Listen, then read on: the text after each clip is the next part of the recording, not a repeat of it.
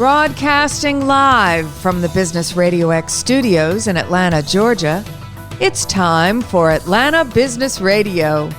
Brought to you by OnPay, Atlanta's new standard in payroll. Now, here's your host. Lee Cantor here, another episode of Atlanta Business Radio, and this is going to be a good one. But before we get started, it's important to recognize our sponsor, OnPay. Without them, we couldn't be sharing these important stories. Today on Atlanta Business Radio, we have Nirjary Desai with KIS Cubed Events. Welcome. Hi, Lee. How are you? Thank you so much for having me. I am doing well. I'm so excited to learn what you're up to. Tell us about KIS Cubed Events. How are you serving folks? Yeah, so KIS Cubed Events is actually an Lux Elevated boutique experience event marketing agency. We work with our clients, either personal clients or brands, to help deliver and bring their mission to life in a seamless way for their events. So what's your backstory? How'd you get involved in the event business? So it's really interesting. I never planned on being in the event industry, so totally fell into this space. My background's in marketing and brand management, originally from the hospitality industry and travel industry. I used to work for previously known as Starwood Hotels and Resorts, now part of Marriott International, in their marketing and brand management side. And about 18 years ago, South Asians started utilizing a lot of full service properties and hotels. And, with my family being in the hospitality industry, I was just getting pulled into so many different aspects of the business. And for my corporate job, it was really interesting because there was a lack of cultural competency when it came to cultures, cuisines, and the multicultural celebrations. So I got pulled in from that perspective. And then I saw a big void as far as like the average hotel company or property or venue or vendor suppliers that didn't really know about a lot of different multicultural ethnic communities and their culture, their cuisine, and how they celebrate in order for them to gain the market share. So I was, working with friends, family. My business kind of just started from viral marketing through my own network. And it's crazy because now here I am almost 18 years later where we're doing stuff all over the world, but we're also helping other businesses or entrepreneur women-owned companies, or even just doing training in the hospitality industry. Now, do you find that there is a thirst for this type of knowledge and they do want to kind of immerse some of their team in these different cultures so they can really serve them in the way that they would like to be served rather than just have them pull from a menu of items that a bunch of people that aren't them thought about, in a boardroom somewhere? Yeah, absolutely. I think there's a big thirst. I think the other thing is where our industry overall and where our global economy is when it comes to labor or just even raw material goods and supplies and just reliability and professionalism. I think the biggest thing that we are noticing in the hospitality industry right now is the hospitable has been kind of removed. And we, as our company, are really trying to bring that back. I think being in the service industry has been looked down upon for such a long time. And now more so than ever, the industry's lost a lot of people. So having to re-educate the current market of individuals who are servicing these communities is extremely important because we want to make sure that wherever clients go, they feel included and that it's an inclusive environment and it's welcoming. Now, walk us through what it's like working with you. So if a client or a brand comes up to you and says, I want to do an event, do they already have that baked, or is it something where they're looking at you, now they can begin thinking about what it could be or, some of the trade-offs they might have to make? Like, what stage are they at the event creation stage when they first start having conversations with you or the team? So it really varies. We have clients that come to us in the very beginning stages, and then we have clients that come to us after they've selected a destination or a location or a site.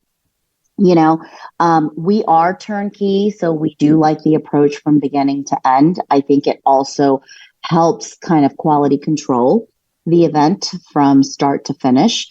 And our clients really appreciate that because we're really focusing on leaving no stone unturned. Now, when you are involved at the beginning, they could be coming to you with just like, hey, I want to do this in Maui, and then you start off from there, or they can say, we think the theme should be whatever, and then that's the theme. Like how does this kind of brainstorming and this event creation work? Well, number one is we get to really understand our customer and our client, right? In the business that we're in, if we're working with a corporate client, our client is not just the marketing manager or the CMO or whatever, it's an entire team that is aligned with what the mission of the event is, right? So we really kind of go through a think tank of understanding their mission, what their goal is. Is this something that's internal? Is this an event that's more internal, or is it more external for their customers? Are they trying to promote more team building? What is their goal from the event? So it's not just like, oh, hey, give us a theme or give us a destination. It's for us to also really understand their mission.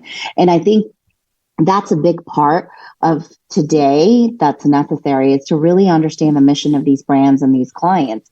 And then if it's a personal client, that is, say, planning a destination event or a reunion or some sort of retreat or something like that, it's really understanding, number one, what is important to them. Is cuisine important to them? Is logistics important to them? Is budget important to them? Because based on that, that's what we are going to focus on as far as recommending a location or what's going to be the right place to pick, So when they have kind of an idea of the outcome they desire, then you can start narrowing down options or giving them options that maybe they hadn't thought of yet in order to, evoke that emotion maybe that's at the heart of what they're trying to deliver. Absolutely. Absolutely. It's not as planning events and producing events in different parts of the world. It's not just as simple as like, what's your budget? What's the destination you want to be at? And like this is the color palette. Exactly. Our process is we do a very thorough analysis and understanding of our client. And then once they decide to move forward with us, we go through a very detailed budget meeting for them to really understand real costs. Because one of the things is that a lot of customers don't understand what the cost of doing business today is, especially if it comes down to working with different customs, different cultures, different countries. Now, when it comes to creating an event and choosing an event as whether it's a marketing, whether they're doing it for a marketing purpose, maybe they're doing it for talent, keeping their talent longer, talent retention. Mm-hmm. Can you share maybe some of your pitch for somebody if they're thinking of maybe taking some marketing funds and investing it in an event rather than ads, or investing it in other ways, or using events as a way for customer retention instead of other things?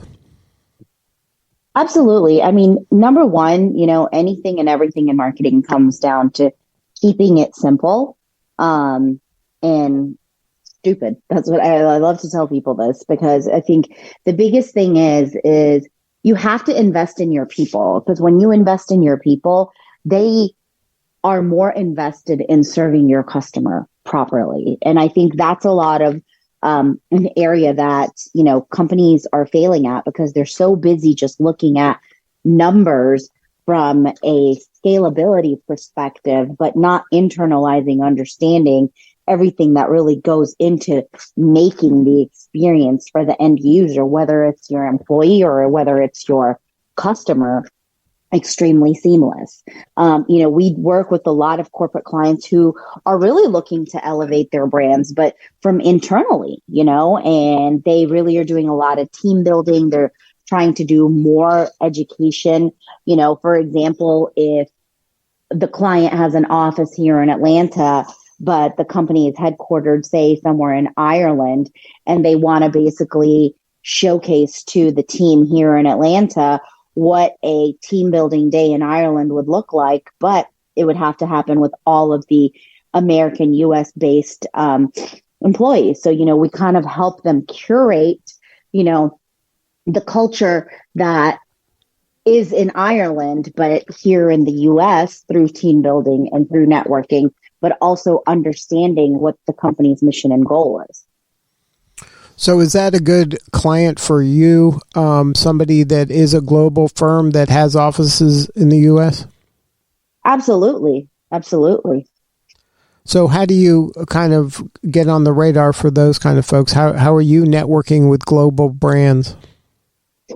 A lot through LinkedIn, a lot through our PR team. A lot of it also is cold calling, but most of it is relationship building. Thinking about it from that perspective, it all comes down to building the right relationship and understanding what is that customer, what are their pain points, and how can you make a difference and how can you help them elevate their mission, because a lot of what we're seeing now is the cultural competency and cultural sensitivity and diversity, equity, and inclusion is a major area that companies are really trying to focus on as far as education and training is concerned.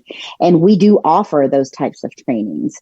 For example, if there's a company that is, say, from India and they're trying to do business in the US, we help with kind of the training of what it is to have a company in America, how the American mentality is, and then also what the South Asian customs and cultures are and how they operate and what's important to them. So that way all parties can understand what everybody is trying to get into. Now, can you share a story? Don't name the company, but maybe explain the challenge that they had in that regard and how you were able to help them get to a new level here in the U.S. Yeah, so we actually are, for example, we're working with a company out in Mexico, right now, and they are really kind of focused on understanding culture for the South Asian community because they are what we call a destination management company, right? And they are losing a lot of business due to not understanding customs or being able to communicate clearly with the client.